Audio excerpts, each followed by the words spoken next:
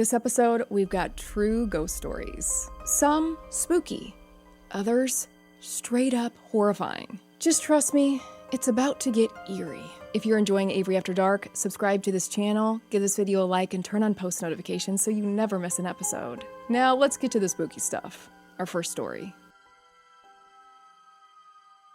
In 1988, Jackie Hernandez, a young single mother, moved into a small home in San Pedro, California. Almost immediately, she sensed something was off. Objects moved on their own. Strange liquid oozed from the walls. Her children woke up screaming about a man in the ceiling.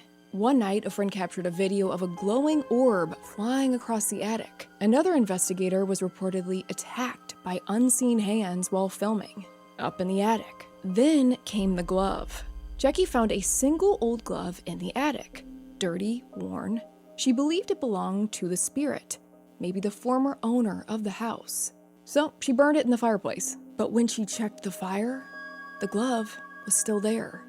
Not burned, not even scorched. And weeks later, Jackie heard a voice whisper in her ear, "Don't do that again." She moved out shortly after this, but the activity reportedly followed her to her new home. Some say the house was haunted. Others believe something had attached to her. Something tied to that old house, and whatever was in that attic. Our next story, this is the ghost on the radio. In 1994, a local late-night radio host in Chicago, known for taking strange calls, picked up the line around 2:45 a.m.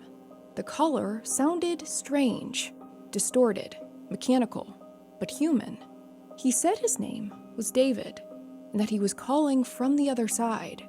He claimed he had passed away 2 weeks earlier in a car accident, and that he'd been trying to reach his mother through the phone line. The signal, he said, was weak. The host laughs it off at first, but David began mentioning specific names, locations, and even predicted that someone listening would pass away that night in a fire. And the next day, the story broke. A local man named by David had passed away in a house fire just hours later. Now here's where it gets really strange. The tape of this call circulated online for years, before it was mysteriously scrubbed from radio archives. No one has ever proven who David was, or how he knew what would happen. What do you think? Was it a hoax? A prank?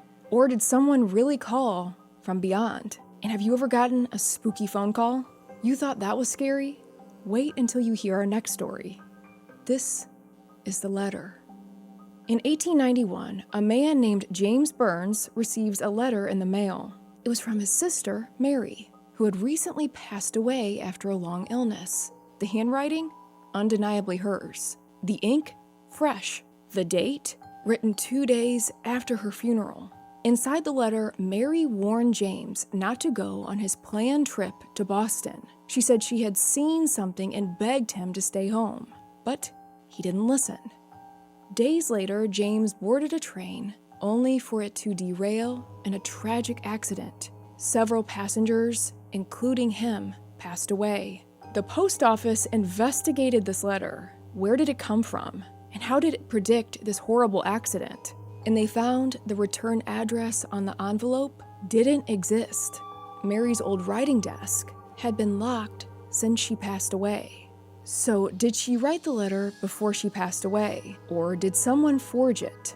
Or was this her ghost reaching out to her brother, hoping to prevent a horrible accident?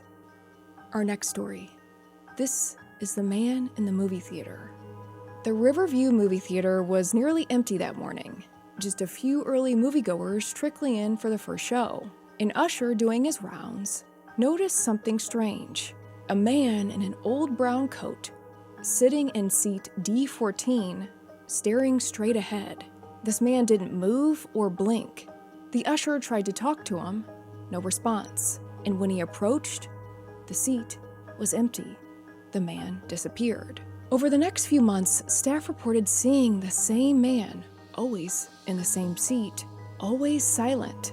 A projectionist quit after finding his equipment turned on in the middle of the night, playing a reel of an old black and white film no one had scheduled. He said, "This place is haunted. I'm out of here." An old employee later revealed a secret. In 1948, a man passed away during a showing, and the seat he was in? D14. Our next story, this is the house that called the police. Officers in Gary, Indiana, responded to a call from a house known to be vacant. The dispatcher reported heavy breathing, faint whispers, and what sounded like a woman calling for help. When the officers entered, they found the house cold, dark, and deserted. No signs of forced entry, nothing out of place, except for one thing, a handprint left on the mirror. That night, one of the officers claimed his radio turned on by itself.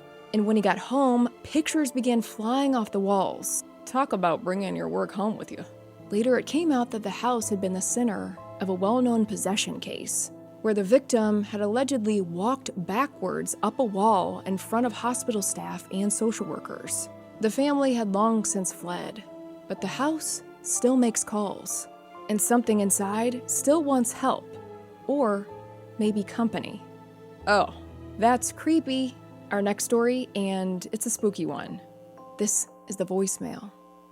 In 2008, Emily suddenly lost her father. The funeral was quiet, the family grieving. 3 days later, her phone buzzed. She looked down to see she had a new voicemail. She listened to it. It was her father's voice, calm and clear, saying, "I'm okay. Don't worry about me. I'll see you soon." Her heart dropped. The number? His old flip phone. At first, people told her it was a prank or a glitch. But then it happened again. Same voice, same number. Each time, the message was slightly different, like he was trying to communicate, one message at a time. When the phone company tried to trace the number, it was inactive, shut off. Emily saved each voicemail, but after a few months, they vanished from her phone. She only remembers one message word for word. "Stop looking. I'll find you when it's time." Ooh, I got chills. How about you? Our next story is going to be rough for people who get creeped out by basements. Yeah. It's going to be tough. This is The Job. When the Reinhardts bought the old farmhouse, they planned to renovate the unfinished basement. The contractor jackhammered through a section of the concrete and found a hole about 6 feet deep. Then he stopped working. He told them he felt like he was being watched. And then he heard breathing from the hole when no one else was home. The family laughed it off until their dog refused to go near the basement stairs, and their youngest son said a man in the floor whispered to him at night. One night, they heard a crash. The hole was open, tools scattered, and carved into the wall were symbols they didn't recognize. None had been there before, so they called a local priest. He visits the home and left immediately, saying only, "This isn't something I can help with." To this day, this hole is still there, sealed but not filled. And the Reinhardts, they moved. But the new owners say they hear breathing sometimes when the house is quiet and the lights are off. And that story is one big no thank you.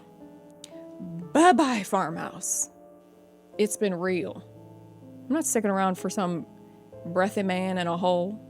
Come on. Our next story is a mysterious one. This is the coat. When Margaret Fraser inherited her grandfather's seaside cottage in Aberdeen, Scotland, she thought it would be a peaceful retirement. But the house had other plans. Each night, she hung her grandfather's old fisherman's coat on a peg near the door. And each morning, she found it crumpled on the floor, wet, smelling of the sea. There was no storm, no leak. The floors were dry. She locked the door, slept with the camera on. Nothing showed, just silence, until the coat moved. Locals told her the coat had belonged to her grandfather's brother, who was lost at sea in 1942. The coat was the only thing ever recovered. Margaret tried throwing it away, but it showed back up on the hook. When she finally burned it, the lights in the house blew out. Every bulb at once. They say grief leaves a trace, and sometimes it hangs by the door. Our next story. This is The Knock.